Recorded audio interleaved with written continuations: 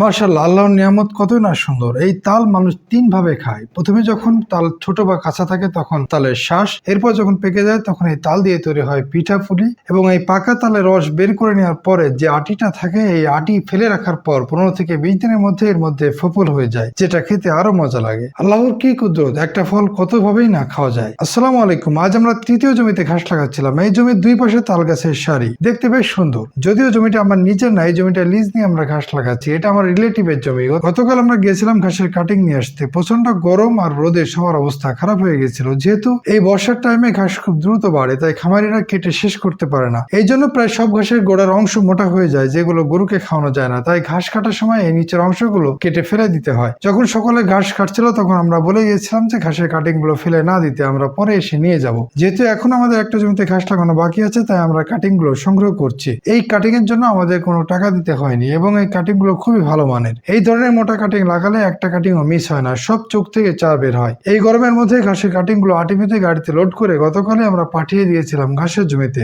আর সকাল সকাল ঘাস লাগাতে মনীষ চলে এসেছে জমিতে। যদিও আমাদের আসতে একটু লেট হয়েছে, যে কারণ আমরা শহরে থাকি, ওখান থেকে গ্রামে আসতে আমাদের 30 মিনিট সময় লাগে। আর আজ আমরা আসার সময় লাল শাক আর ভুরার বীজ কিনেছি, কারণ এই জমিতে ঘাস লাগানোর সময় আমরা ভুরার বীজ বুনে দিব, এবং এক সাইডে অল্প করে আমরা লাল শাকের বীজ ছিটিয়ে দিব। যেহেতু এই ঘাস বের হতে এবং বড় হতে সময় লাগে, তাই এই 1 মাসের মধ্যে আমাদের ভুরা ঘাসগুলো বড় হয়ে যাবে, এবং এই ঘাসগুলো আমরা ছাগলকে খাওয়াবো, এবং এই লাল শাকগুলো আমরা 1 মাসের মধ্যে খেয়ে ফেলবো। এরপর জমিতে নিড়ানি দিয়ে সার দিয়ে দিব ইনশাআল্লাহ। যেহেতু আমরা ছাগল পালন করব, তাই ভুরা ঘাসটা লাগাচ্ছি, কারণ এই ঘাসগুলো ছাগলের খুবই পছন্দের। কারণ এই ভুরা ঘাস খুবই নরম এবং পুষ্টি সমৃদ্ধ।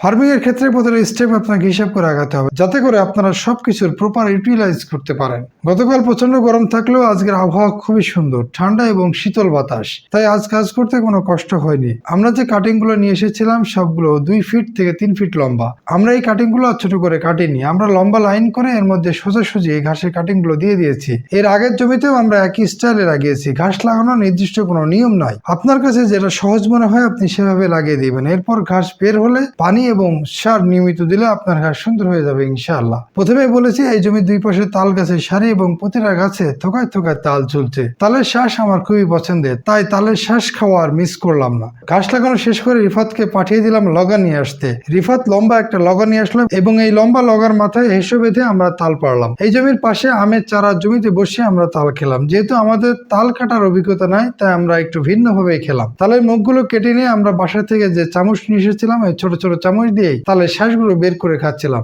বিষয়টি খুব দারুণ উপভোগ্য ছিল। যারা গ্রামে থাকেন না এবং মাঠে এই ধরনের খাওয়ার এক্সপিরিয়েন্স নেই, তারা এর মজা বুঝবেন না। সব মিলিয়ে আজকে দিনটা দারুণ ছিল। ঘাস লাগানো সম্পন্ন হয়ে গেল। সবাই আমাদের জন্য দোয়া করবেন, আমরা যেন সফলতার সাথে এগিয়ে যেতে পারি। মনে রাখবেন, প্রকৃতির সাথে থাকলে, প্রকৃতিকে ভালোবাসলে আল্লাহ আপনাকে উজাড় করে দিবেন। আল্লাহ হাফেজ।